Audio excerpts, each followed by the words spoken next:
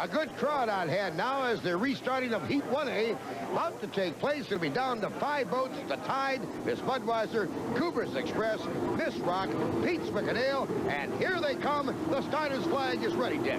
And we remind everybody this is a restart. Right now the Tide boat in lane number 1 gets the flag and off she goes. But watch the Miss Budweiser in lane number 2. Chip Hanauer challenging Nate Brown in the Tide boat, dropping the Tide back to 2nd place. Hanauer clean through the turn. You can see those little waves that are forming down on that turn. They have to be careful of those. Although this is a wide river and a very fast river, that means that those waves can cause some pretty violent reactions to the boats. Miss Budweiser clean and green on the back stretch. The red and white boat driven by Chip Hanauer. This Budweiser Columbia Cup is the 7th stop of the RC Cola High Plains Series for 1993, and we've got quite a lot of action that we've seen. And between now and next week when we're in Seattle, you're going to see a lot more, Dick. Yeah, I think so. As a matter of fact, we're seeing some good action there as the Tide boat tries to catch up onto the inside of the Miss Budweiser. Miss Budweiser powers on coming out of the turn. Chip Hanauer knows this river well. There you see Mike Jones and Pete's Wicked Ale. That boat is riding in 4th place. Miss Budweiser hard into the turn, takes it clean, and gets out onto the back stretch. But watch out for the Tide boat on the inside. Nate Brown is trying to bring it on.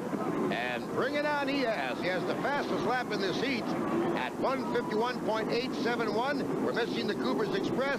Mitch Evans, the boat did not start. Still trying to repair that stern from losing that blade in testing the last couple of days, Dick. We just saw the Miss Rock riding back in 3rd place. Ken Dryden. Here they come down around. All eyes are up on the checkered flag. Tide is trying to catch him on the inside, but I think that's the impossible dream at this point because the Miss Budweiser is coming home strong, and Chip Hanauer is going to take the checkered flag to win Heat 1A here on the Columbia River, Tri-Cities, Washington. And Dick along the way picks up 400 more points in the Jules High Point Championship chase on the RC Cola High Plains Series. This is the way they finished in Heat 1A. Let's go to the winner's dock.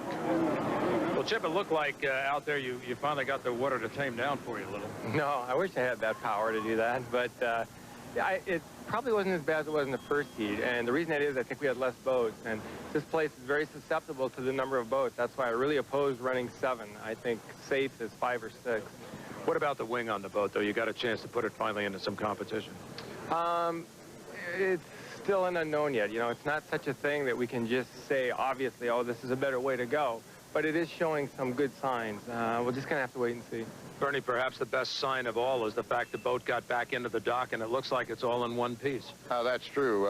I had called Ron, our crew chief, earlier before we went out, and I said, is there anything we can do to beef it up? Because everybody else is coming in with their tails off, and it's a demolition derby out there. So anyhow, it went good, and Chip did good, and we'll be ready.